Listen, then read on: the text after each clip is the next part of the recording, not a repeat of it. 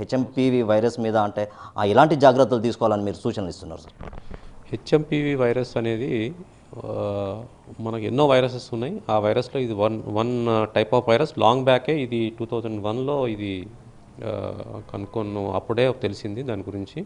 ఇది మామూలుగా self limiting illness. ఇది 3 to 5 days ఉండి మనకు అది సెల్ఫ్ లిమిటెడ్ డిసీజ్గా ఉండిపోతుంది. ఇప్పుడు వరకు అయితే మనకు ఎలాంటి కేసెస్ నమోదు కాలేదు. ఈ వైరస్ అనేది రెస్పిరేటరీ వైరస్.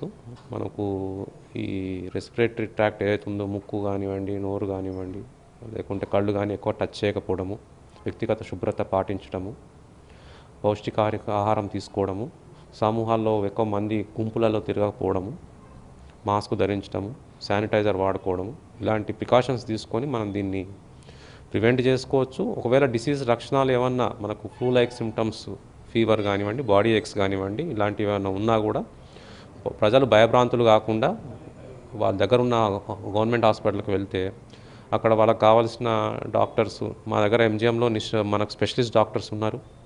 కావాల్సిన టెస్టులు చేయడానికి అన్ని పరికరాలు కానివ్వండి, టెస్టులు కిట్స్ కానీ ఉన్నాయి.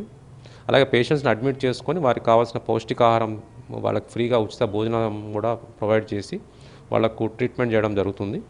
అంటే రాష్ట్ర ప్రభుత్వం ఎలాంటి గైడ్లైన్స్ ఇచ్చేది అంటే సోషల్ మీడియాలో కొంత ఏదైనా తప్పుడు సమాచారం పోస్టులు పెడితే మాత్రం కఠిన చర్యలు తీసుకుందామని వైద్య ఆరోగ్య శాఖ నుంచి వచ్చింది సార్.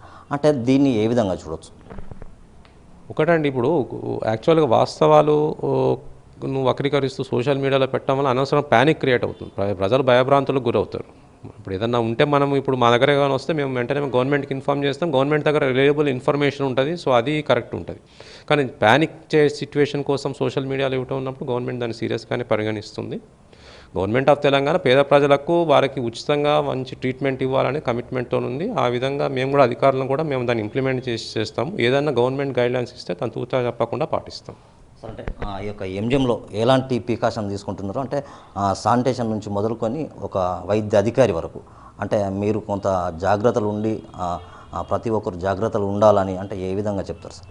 అంటే హాస్పిటల్ ఎప్పుడైనా కూడా ఏదైనా ప్రాబ్లం అనుకున్నప్పుడు యాంటిసిపేట్ చేసినప్పుడు హాస్పిటల్ వాళ్ళు అధికారులు ప్రిపేర్డ్నెస్ ఉంటుంది.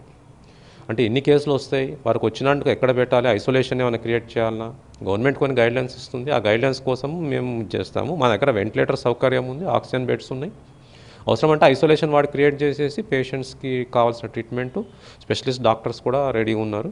కాబట్టి జనం భయభ్రాంతులకు గురి అవ్వాల్సిన అవసరం లేదు.